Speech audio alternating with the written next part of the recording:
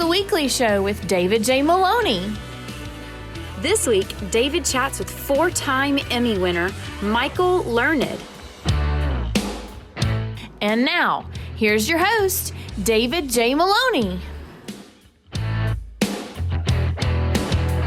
On tonight's show, we've got the second part of our interview with one of television's most illustrious actresses. She's a four-time Emmy Award winner whose iconic TV roles have made her a permanent part of American TV history, including roles as Olivia Walton in The Waltons, Mary Benjamin in Nurse, and now as Catherine Dahmer in Netflix's current blockbuster, Monster, The Jeffrey Dahmer Story. We've got none other than actress Michael Learned back with us on the show tonight, so don't go anywhere. We'll be right back.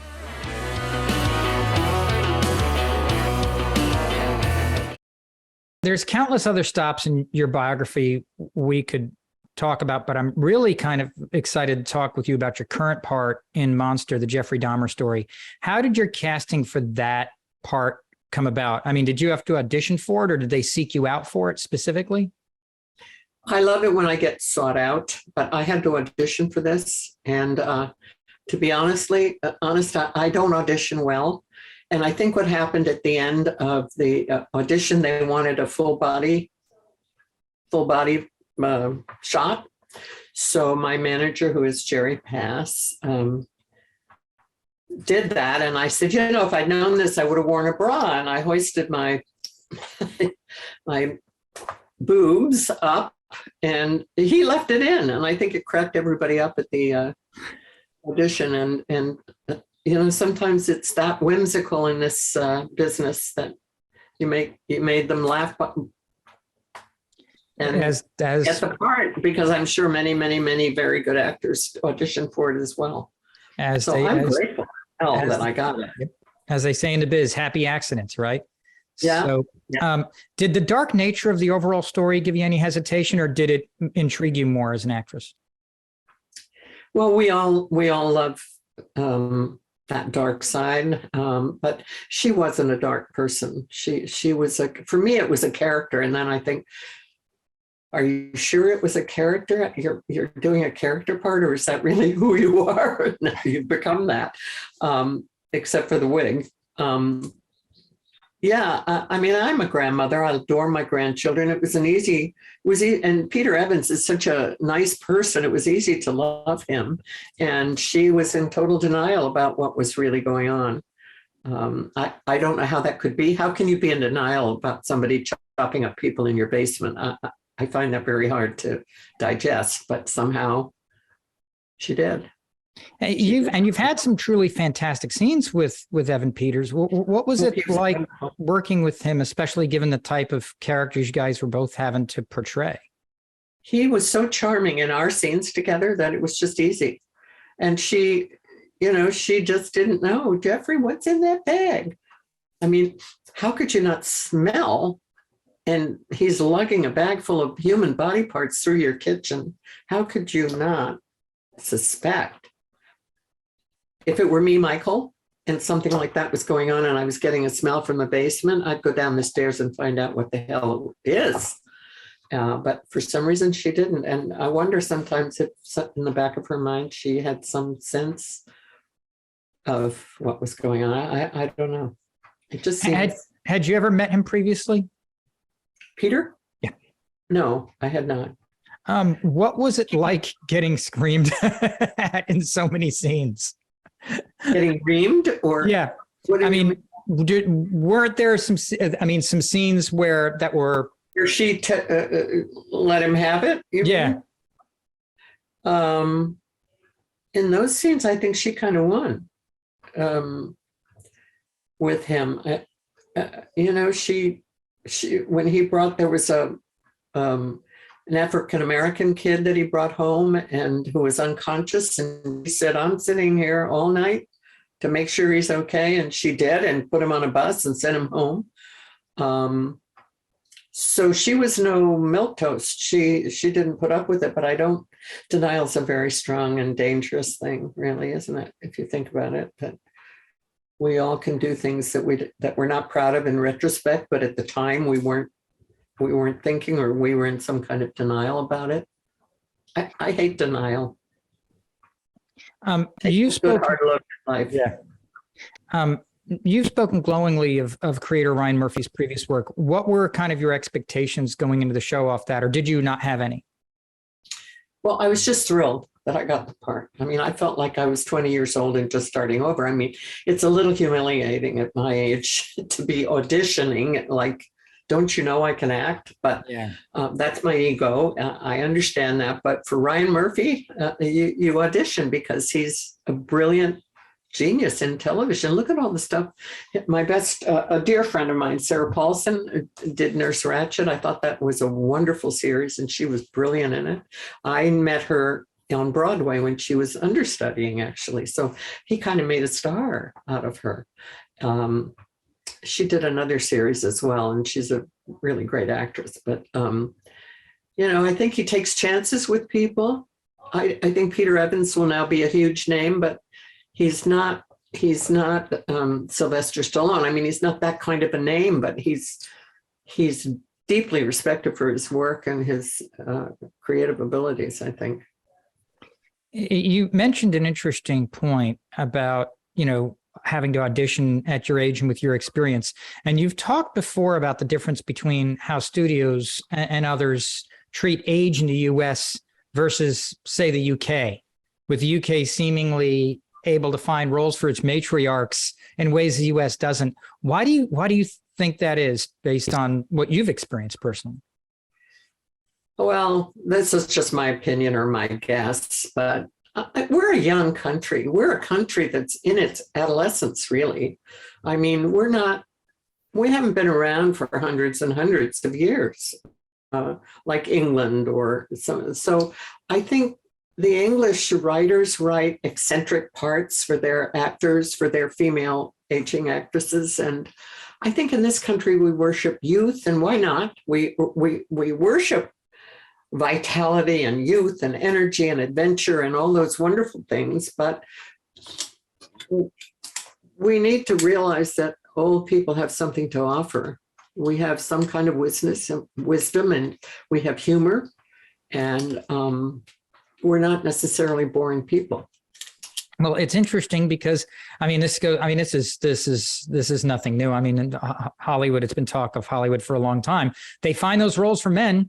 They find them for older men all the time. I mean, heck, Harrison Ford's shooting his umpteenth, Raiders movie. You know what I mean? His Indiana Jones movie. They keep finding those things in the U.S. It's just, it seems like you have so many, and I think you're onto something there with the whole European thing. There's a different reverence and respect, I think, that comes with age and culture and wisdom, not just with art, with actresses, with everything. No. Well, I think in all fairness, I was watching something last night with Kirk Douglas and Kevin Kline. I can't remember what the movie was. It was delightful, but these were they were playing old men, and they were cute and adorable and whimsical and eccentric and fun. Well, they don't write parts like that for older women. They don't write that for women. They write it for men. Men are cute when they're older, but women are old. And it ain't fair. It just ain't fair. And I have a mouth of a sailor, so I won't swear. It just ain't effing fair. I don't disagree. Maybe we'll change. I mean, maybe they'll do a turnaround. And I'm always hopeful. Look, I got a part. I had to wear a wig and schmata, but I got a part. Have you ever considered something or been offered the opportunity to be on something like an SNL? Because Betty White went on SNL and killed it. Oh, I would love to do it, but people don't think I have a sense of humor. They think I am seen as an authority figure. It goes back to Olivia Walton. I'm seen as some kind of an authority figure, And I did something with Matthew Perry, and he said, "You are so funny." And I thought, yeah, tell the world. That was always. I did do a comedy that didn't go, Living Dolls, a long time ago. It was mostly it didn't go, and it shouldn't have really, but it was fun to do. It's fun to do those half-hour shows. Back to the Dahmer show, religion kind of plays a big role in your character's thoughts and motivations. Was that hard to play, easy to play, something else entirely? Oh, God. It wasn't hard to play. It's not like me. I would never lay that on anybody. We have a grandson living with us now, and I would never lay religion on him because it's his personal business and it's my personal business. But that's who she was. She was a very religious woman, and that's who she was. And I just can't imagine what it would be like to find out that your beloved grandson was doing the horrific things that he was doing. I just can't even imagine it. One thought that kept running through my mind watching this series is that, and it's a weird thing to say, but loneliness kills. Is that a sentiment that you might agree with, given kind of the Dahmer story, or is there something that I've missed somewhere in there? I think he was a weird guy, and that probably alienated people. I've watched his, there's not much research about her. I saw movie, home movies of her. So I had a sense of what she looked like and that she liked cats, which I do too. But I did watch a lot of him, and it was just horrifying to see the way he talked about the most horrendous things, as if he were reading off a grocery list. There was absolutely no emotion. He was completely detached from whatever it was he was talking about. His mother apparently was on pills when she was pregnant, and his parents got a divorce. His father was devoted to him. How many kids have grown up with parents who got divorced or a mother on pills, and they don't become serial killers? So he said something that was very striking to me. He said, I think there was just something wrong with my brain. Something wrong in my brain, I think, if I'm quoting him correctly. And it was almost like he was trying to figure it out himself, with no feeling about it, but it was almost like he was trying to, I don't know why I killed all those people or why I ate them, to keep them with him. I mean, a lot of us are lonely, and we find other ways to assuage our loneliness. But basically I don't want to get philosophical, but basically we are all alone, really. So we have families and husbands and wives and friends who love us, and I'm one of those lucky people. Wrapping up, after all your years working in the film industry, all the people you've met or worked with, roles you've played or passed on, is there any one memory about a person or place that's just always going to just boom, stick out to you? God. James Arness, for some reason, is coming to mind. I think, when I wouldn't tell him this, but when I was younger, my father always watched Gunsmoke, and sitting on a set with him, I think maybe I did tell him. And I said, I can't believe I'm actually, and this was after the Wall Tilt, I said, I can't believe I'm actually playing opposite you. I'm the only woman he ever kissed, Matt Dillon. And he said, well, if I hadn't been doing this, I would have been a truck driver. And I just thought that was so humble and honest from him. So that sticks out in my memory, but I've worked with some great people. I would have to really sit down. I'm going to sit down and think about that, so I have an answer if that question ever gets asked. It's a very good question. After the career you've had, all the awards you've won, looking back, and you used the word legacy earlier, what would you want your legacy to be? Maybe kindness. It has nothing to do with the work, but I try to be compassionate and kind. I don't always succeed. My husband says I have a mean streak a mile wide. So when we're in battle together, I can be mean. So I'm not sitting around going, I'm such a good person. I'm not. But basically, in the world, if you're lost, I'm going to try to help you if I can. And I think most people are that way. I think most people are that way. I really believe in the human race. I do. My grandson and I were just having a big talk about racism, and unfortunately, it exists. And it's very hard for him to come to terms with. His mother is Puerto Rican or part Puerto Rican. And, he can't understand that people can be racist. And frankly, I can't either, but it exists. And it's something that we just have to struggle with and try to overcome as best we can. Well, it's interesting, and yeah, that's an entirely different conversation. But what generates fear and what creates fear, what people are afraid of, and how that, to some extent, I think plays a part in racism. I think it is a very fear-based thing, a fear of having one's culture supposedly diluted, or who knows what the thought process. It doesn't. I try to figure it out myself, and that's something that keeps coming back to me. Maybe that's where it comes from to some extent, and as we kind of, most people know, I believe most people are good-hearted and know that it's something that's learned. It's something that's not. It's something that somebody learns from somebody else. I agree with you. I don't think babies are racist. I really don't. No. I think my wife is from India, and I remember one day going to my son's pediatrician with him, and it was the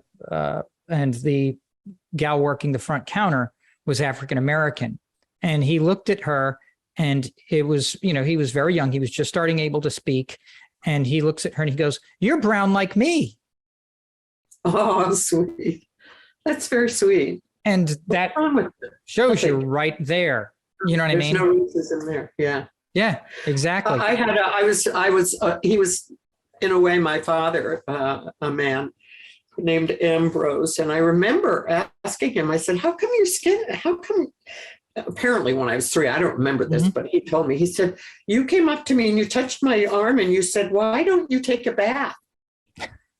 And he had to explain to me why his skin was a darker color than mine. And he was one of the greatest loves of my life. And he wasn't offended by it. He understood that it was a child who had never seen someone with dark skin before. And he just answered my question and said, "This is how I was born. My skin is darker than yours. Isn't it pretty?" And I went, "Yes, it is." So let me ask you this: what have you got besides the Walton's 50th anniversary thing coming up? Have you got any other projects in the work? Is there anything else that you're working on right now? Not a damn thing. I really think an SNL thing would be, I just think that would be, because to take the actress who played such a kind of this wholesome, character on the Waltons for so long, and to put you into sketches that would be so, like opposite. I would love it. I would love to have some fun with it. It would be so much fun. I think that would be great. I would love that. I would love it. Thank you. From your mouth to God's ears. There you go. Michael, thank you so much for joining us. It's been an absolute pleasure. Same here. Thank you. Yeah. An interview is only as good as the interviewer. Well, I appreciate that. That's high praise coming from you. Thank you for being on the show. Before we go, I was going to tell you an interesting other interesting little racism story, which is kind of a bizarre one. So I used to have a business in Baton Rouge, Louisiana, and there was a point in time where one of the employees of my business, and I had just been out of a breakup, had told me that they wanted to fix me up with this gal, and she was very pretty, very attractive. And I said, "Sure, I'll go on this blind date with this gal."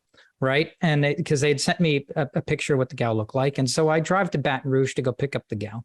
And she's got an SUV. And I needed to pick up some furniture that I had purchased somewhere. And I said, "Can we, and I had a sports car at the time. I'm like, can we swing by this place and just pick this stuff up?" Right. So we go to the place, and there is a cashier that is bringing up this patio furniture that we're going to put outside my business, frankly, so that the folks who work for me can sit outside and enjoy a nice day and have their lunch outside when they want to. And it's an African-American cashier. And I've got stuff on the cart, and I hand the girl who's my blind date my credit card. I go, can you hand it to her? And she goes, and the African-American woman goes to put her card out, and the gal puts the card down on the counter and won't hand it to her directly. Oh. So now this gal had been raised being taught certain things, but she broke away from the family, but had not, up to that point in time, come into contact that close, because her family was so had sheltered all their kids growing up, had kept them away so they could continue to ingrain in them this racism, this hatred, this or fear. And it was such a bizarre circumstance that we get in the car, and I said to her, I go, what was all that about?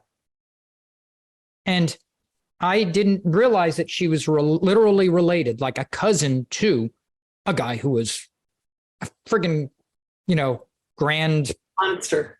Yeah. And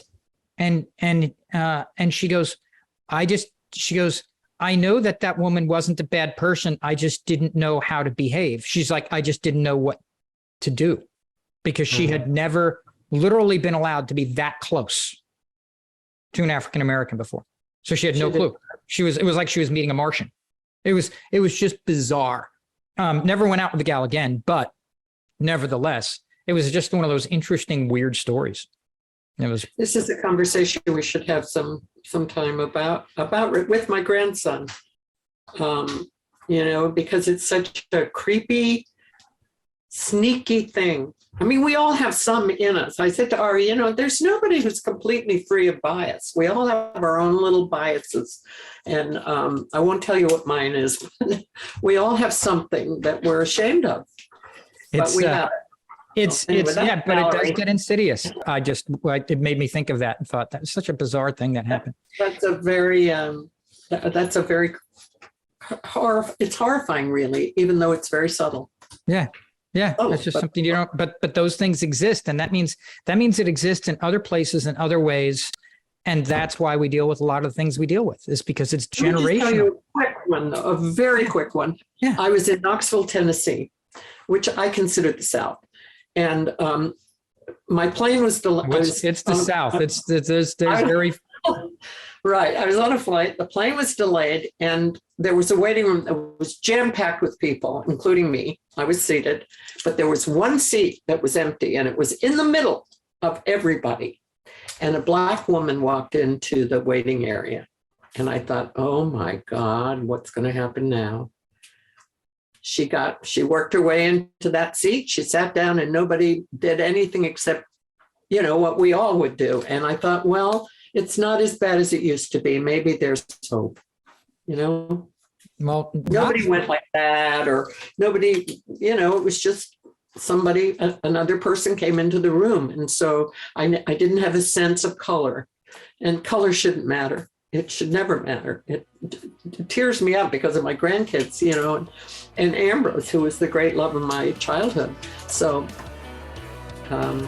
hopefully it'll eventually evaporate. I hope so. There's always hope.